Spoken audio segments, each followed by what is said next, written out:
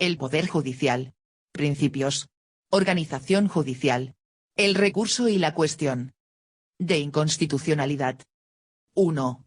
Introducción.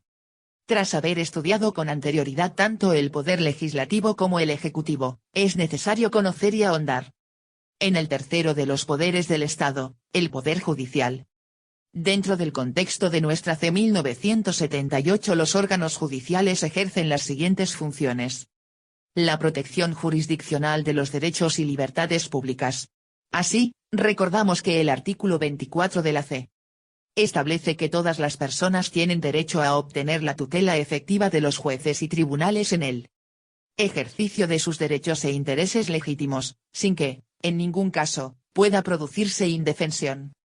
El control y la fiscalización de la actividad de los poderes públicos. El artículo 106 de la C determina que los tribunales controlan la potestad reglamentaria y la legalidad de la actuación administrativa, así como el sometimiento de ésta a los fines que la justifican.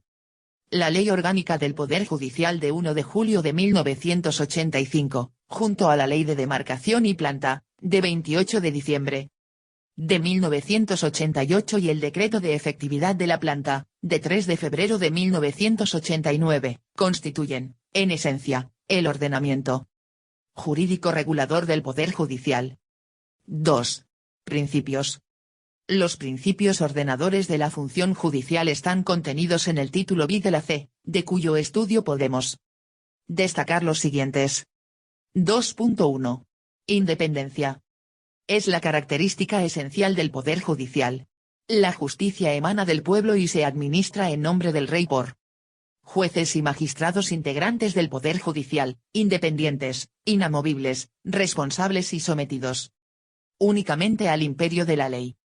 El principio de independencia viene a decir que el ejercicio de la función judicial debe realizarse sin ningún tipo de interferencias, no estando sujetos los jueces a ninguna orden o instrucción que proceda de un órgano superior. En tal sentido, el juez únicamente estará sometido al imperio de la ley. 2.2. Inamovilidad. Debemos entender por inamovilidad que los jueces y tribunales solo podrán ser removidos de sus cargos por las causas y procedimientos previstos en la ley, correspondiendo al Consejo General del Poder Judicial, en adelante, CGPJ. El ejercicio del régimen disciplinario. 2.3. Exclusividad y unidad de jurisdicción.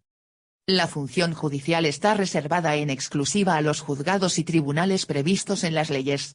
La unidad de jurisdicción significa que la jurisdicción es única, y se ejercerá por jueces y magistrados.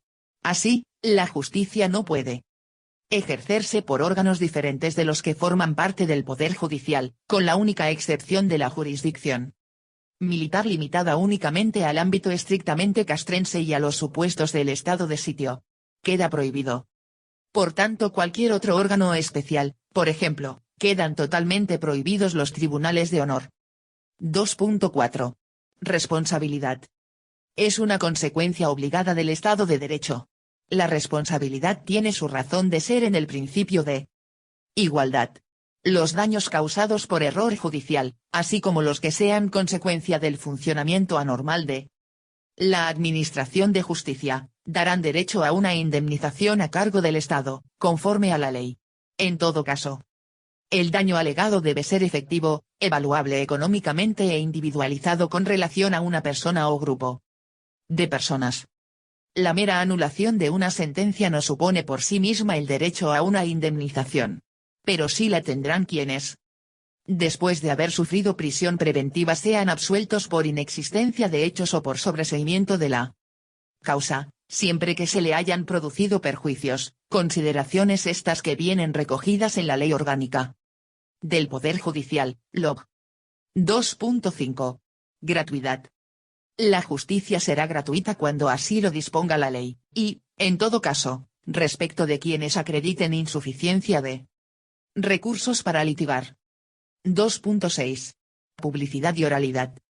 Las actuaciones judiciales serán públicas, con las excepciones que prevean las leyes de procedimiento.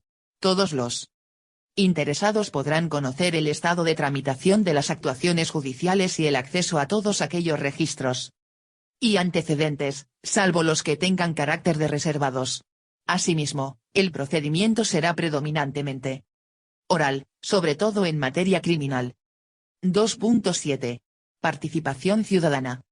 Los ciudadanos podrán ejercer la acción popular y participar en la administración de justicia mediante la institución del jurado, en la forma y con respecto a aquellos procesos penales que la ley determine, así como en los tribunales consuetudinarios y tradicionales. 2.8. Colaboración con la justicia. Este principio se desdobla en dos deberes por parte del ciudadano, la obligación de respetar y cumplir las sentencias, y la de prestar la colaboración requerida por los jueces y tribunales, tanto en el curso del proceso como en el momento de la ejecución de la sentencia. 2.9. Principio de reserva de ley en materia estatutaria. La Ley Orgánica del Poder Judicial determinará la constitución, funcionamiento y gobierno de los juzgados y tribunales, así como el estatuto jurídico de los jueces y magistrados de carrera, que formarán un cuerpo único, y del personal al servicio de la Administración de Justicia. Tanto la materia organizativa como estatutaria del Poder Judicial queda reservada a la LOJ. 3. Organización judicial. 3.1. Introducción. La LOJ es la que ha adaptado la composición y atribuciones de los órganos jurisdiccionales al nuevo orden constitucional. La C destaca tres órganos que por su importancia los enuncia directamente: el Consejo General del Poder Judicial, CGPJ, el Tribunal Supremo y el Ministerio Fiscal. 3.2. El Consejo General del Poder Judicial, CGPJ, es el órgano de gobierno del Poder Judicial. A través de él se pretende el autogobierno del Poder Judicial y, consecuentemente, la plena virtualidad de la independencia de los jueces. 3.2.1. Composición. El Consejo General del Poder Judicial estará integrado por el presidente del Tribunal Supremo, que lo presidirá, y por 20 miembros nombrados por el Rey por un periodo de 5 años. De estos, 12 entre jueces y magistrados de todas las categorías judiciales, en los términos que establezca la ley orgánica, 4 a propuesta del Congreso de los Diputados, y 4 a propuesta del Senado, elegidos en ambos casos por mayoría de 3/5 de sus miembros. Entre abogados y otros juristas, todos ellos de reconocida competencia y con más de 15 años de ejercicio en su profesión. El Consejo General del Poder Judicial es el órgano de gobierno del Poder Judicial. La Ley Orgánica del Poder Judicial establecerá su estatuto y el régimen de incompatibilidades de sus miembros y sus funciones, en particular en materia de nombramientos, ascensos, inspección y régimen disciplinario. 3.2.2. Competencias. Las competencias del CGPJ pueden ser decisorias o consultivas. Entre las decisorias destacan el nombramiento del presidente del Tribunal Supremo y del propio CGPJ, la propuesta de nombramiento de miembros del Tribunal Constitucional, la inspección de juzgados y tribunales, etc. En cuanto a las consultivas, la principal es el deber de informar de los anteproyectos de leyes y disposiciones generales en relación a algunas materias. 3.3. El Tribunal Supremo. 3.3.1. Introducción. La C señala en su artículo 123 que el Tribunal Supremo, con jurisdicción en toda España, es el órgano jurisdiccional superior en todos los órdenes, salvo lo dispuesto en materia de garantías constitucionales. En estas materias tendrá competencias el Tribunal Constitucional. La LOJ recoge que la sede del Tribunal Supremo, en adelante TS, estará en Madrid, y que ningún otro tribunal podrá tener el título de Supremo. 3.3.2. Organización. El tribunal se constituye en 5 salas. La sala primera, de lo civil, se compone de un presidente y 9 magistrados. La sala segunda, de lo penal, se compone de un presidente y 14 magistrados. La sala tercera, de lo contencioso administrativo, se compone de un presidente y 32 magistrados. La sala cuarta, de lo social, se compone de un presidente y 12 magistrados. La sala quinta, de lo militar, se compone de un presidente y 7 magistrados. Esta sala se caracteriza porque solo 4 de sus miembros provienen de la carrera judicial, los 4 restantes provienen del cuerpo jurídico militar. Además, dentro del Tribunal Supremo existen unos órganos jurisdiccionales especiales.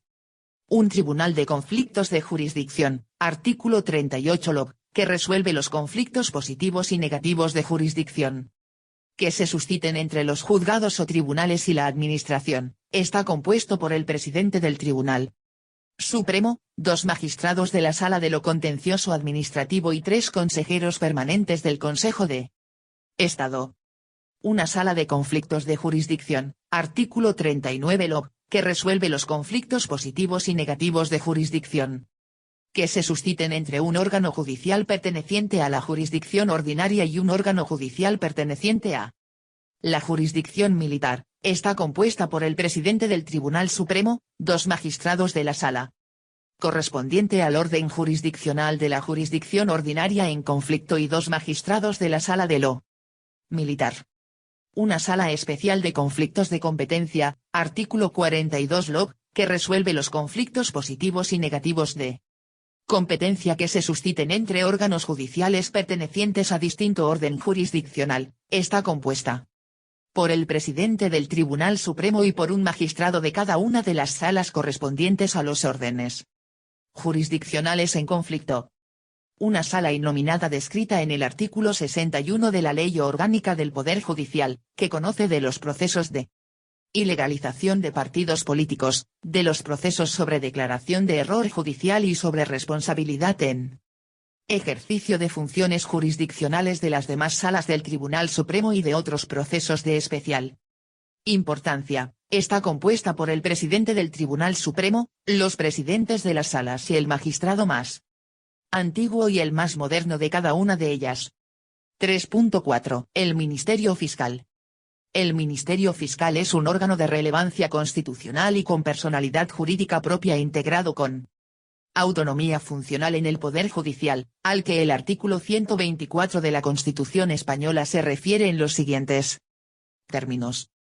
El Ministerio Fiscal, sin perjuicio de las funciones encomendadas a otros órganos, tiene por misión promover la acción de la justicia en defensa de la legalidad, de los derechos de los ciudadanos y del interés público tutelado por la ley, de oficio o a petición de los interesados, así como velar por la independencia de los tribunales y procurar ante ellos la satisfacción del interés social.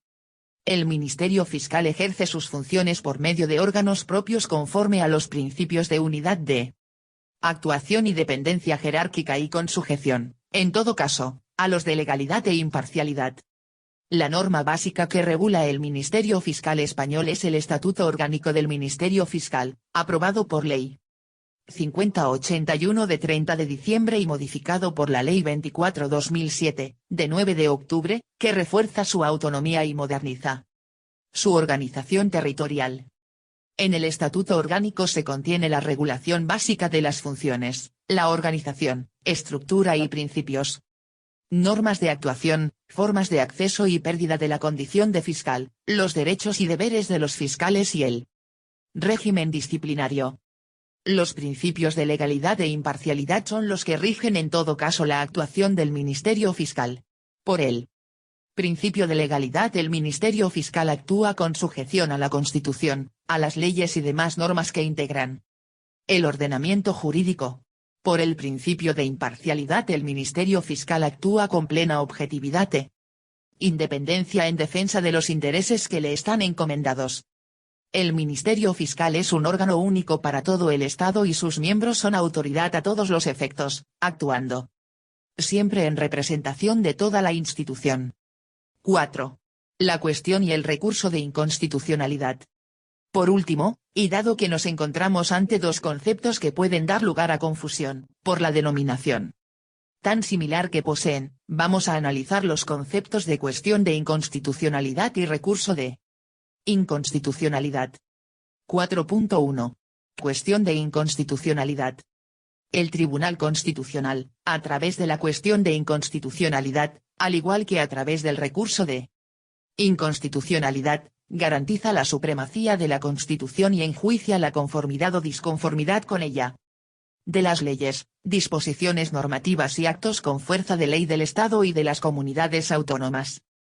La cuestión de inconstitucionalidad solo puede ser promovida, de oficio o a instancia de parte, por jueces y tribunales. Y han de hacerlo cuando consideren que una norma con rango de ley aplicable al proceso del que conocen y de cuya validez dependa la decisión que hayan de adoptar en el mismo pueda ser contraria a la Constitución. El órgano judicial ha de plantear la cuestión una vez concluso el proceso y dentro del plazo para dictar sentencia o la resolución judicial que proceda, debiendo concretar la ley o norma con fuerza de ley de cuya constitucionalidad duda el precepto constitucional infringido y especificar o justificar en qué medida la decisión del proceso depende de la validez de la norma cuestionada. Antes de adoptar el auto en el que se acuerde el planteamiento de la cuestión de inconstitucionalidad, el órgano judicial debe oír a las partes y al Ministerio Fiscal para que en el plazo común e improrrogable de 10 días puedan alegar lo que deseen sobre la pertinencia de plantear la cuestión de inconstitucionalidad. Seguidamente, sin más trámite, el órgano judicial resolverá en el plazo de 3 días sobre su planteamiento. El órgano judicial ha de elevar al Tribunal Constitucional el auto de planteamiento de la cuestión de inconstitucionalidad junto con los testimonios de los autos principales y las alegaciones efectuadas por las partes y el Ministerio Fiscal. El planteamiento de la cuestión de inconstitucionalidad determina la suspensión provisional de las actuaciones en el proceso judicial hasta que el Tribunal Constitucional se pronuncie sobre su admisión y, de ser admitida, hasta que resuelva definitivamente la cuestión. El Tribunal Constitucional puede rechazar en trámite de admisión, mediante auto y previa audiencia al Fiscal General del Estado, la cuestión de inconstitucionalidad cuando falten las condiciones procesales para su planteamiento o fuera notoriamente infundada. La admisión a trámite de la cuestión de inconstitucionalidad ha de publicarse en el Boletín Oficial del Estado, pudiendo personarse en el proceso constitucional, en el plazo de los 15 días siguientes a dicha publicación, quienes sean parte en el procedimiento judicial en cuyo seno se ha promovido. Asimismo, el tribunal ha de dar traslado de la cuestión al Congreso de los Diputados, al Senado, al Fiscal General del Estado, al Gobierno y, en caso de afectar a una ley o disposición normativa con fuerza de ley de una comunidad autónoma, a sus órganos ejecutivo y legislativo para que puedan personarse en el procedimiento y formular alegaciones en el plazo de 15 días. Concluido este plazo, el Tribunal Constitucional dictará sentencia. Las sentencias recaídas en este tipo de procedimientos tienen valor de cosa juzgada, vinculan a todos los poderes públicos y producen efectos generales desde la fecha de su publicación en el Boletín Oficial del Estado. 4.2. Recurso de inconstitucionalidad. El recurso de inconstitucionalidad es uno de los procesos constitucionales a través de los que el Tribunal Constitucional garantiza la supremacía de la Constitución y enjuicia la conformidad o disconformidad con ella de las leyes, disposiciones normativas y actos con fuerza de ley del Estado y de las comunidades autónomas. Pueden ser objeto del recurso de inconstitucionalidad: a. Los estatutos de autonomía y las demás leyes orgánicas. b. Las demás leyes, disposiciones normativas y actos del Estado con fuerza de ley. c. Los tratados internacionales. d. Los reglamentos del Congreso de los Diputados, del Senado y de las Cortes Generales. e. Las leyes, actos y disposiciones normativas con fuerza de ley de las comunidades autónomas. f. Los reglamentos de las asambleas legislativas de las comunidades autónomas. Están legitimados para interponer el recurso de inconstitucionalidad el presidente del Gobierno, el defensor del pueblo, 50 diputados y 50 senadores. Los órganos ejecutivos y legislativos de las comunidades autónomas están legitimados para interponer recurso de inconstitucionalidad contra las leyes, disposiciones y actos del Estado con fuerza de ley que puedan afectar a su propio ámbito de autonomía. El recurso de inconstitucionalidad ha de interponerse con carácter general en el plazo de 3 meses a partir de la publicación oficial de la ley, disposición o acto con fuerza de ley impugnado mediante demanda presentada ante el Tribunal Constitucional, en la que deben expresarse las circunstancias de identidad de las personas u órganos que ejercitan la acción y concretar la ley, disposición o acto impugnado, así como el precepto o preceptos constitucionales que se entienden infringidos. El anterior plazo puede ampliarse a 9 meses en los recursos de inconstitucionalidad interpuestos por el presidente del Gobierno o los órganos ejecutivos de las comunidades autónomas cuando en el seno de la Comisión Bilateral de Cooperación entre la Administración del Estado y la respectiva comunidad autónoma se acuerde el inicio de negociaciones para resolver las discrepancias existentes entre las partes, pudiendo instarse la modificación del texto normativo. El acuerdo de inicio de negociaciones entre las partes ha de ser comunicado al Tribunal Constitucional en el plazo de 3 meses siguientes a la publicación de la ley, disposición o acto con fuerza de ley impugnado y publicado en el Boletín Oficial del Estado y en el Diario Oficial de la Comunidad Autónoma correspondiente. Una vez admitida a trámite la demanda, el Tribunal Constitucional ha de dar traslado de la misma al Congreso de los Diputados, al Senado y al Gobierno y, en su caso, a los órganos legislativo y ejecutivo de la comunidad autónoma a fin de que puedan personarse en el procedimiento y formular las alegaciones que estimen oportunas. Transcurrido el plazo de personación y alegaciones, el Tribunal Constitucional dictará sentencia. La admisión a trámite de un recurso de inconstitucionalidad no produce, por regla general, la suspensión automática de los preceptos legales impugnados, salvo en el supuesto que el presidente del Gobierno recurra una ley, disposición o acto con fuerza de ley de una comunidad autónoma y solicite expresamente en la demanda la suspensión de su vigencia y aplicación. En este caso, el Tribunal Constitucional ha de ratificar o levantar la suspensión en un plazo no superior a 5 meses. Las sentencias recaídas en este tipo de procedimientos tienen valor de cosa juzgada, vinculan a todos los poderes públicos y producen efectos generales desde la fecha de su publicación en el Boletín Oficial del Estado. 5. Otros órganos judiciales. El Estado se organiza territorialmente, a efectos judiciales, en municipios, partidos judiciales, provincias y comunidades autónomas. El municipio se corresponde con la demarcación administrativa del mismo nombre. El partido es la unidad territorial integrada por uno o más municipios limítrofes, pertenecientes a una misma provincia. La modificación de partidos se realizará, en su caso, en función del número de asuntos, de las características de la población, medios de comunicación y comarcas naturales. El partido podría coincidir con la demarcación provincial. La provincia se ajustará a los límites territoriales de la demarcación administrativa del mismo nombre. La comunidad autónoma será el ámbito territorial de los tribunales superiores de justicia, el Tribunal Supremo, la Audiencia Nacional, los juzgados centrales de instrucción, los juzgados centrales de lo penal, los juzgados centrales de lo contencioso administrativo, los juzgados centrales de vigilancia penitenciaria y el juzgado central de menores tienen jurisdicción en toda España. Orgánicamente, la justicia en nuestro país queda estructurada de la siguiente forma, ordenados jerárquicamente de abajo hacia arriba. Juzgados de paz. Juzgados de primera instancia e instrucción, de lo mercantil, de violencia sobre la mujer, de lo penal, de lo contencioso administrativo, de lo social, de menores y de vigilancia penitenciaria. Audiencias provinciales. Tribunales superiores de justicia. Audiencia Nacional. Tribunal Supremo. En cuanto al carácter unipersonal o colegiado de los órganos, son todos unipersonales excepto el Tribunal Supremo, la Audiencia Nacional, los Tribunales Superiores de Justicia y las audiencias provinciales.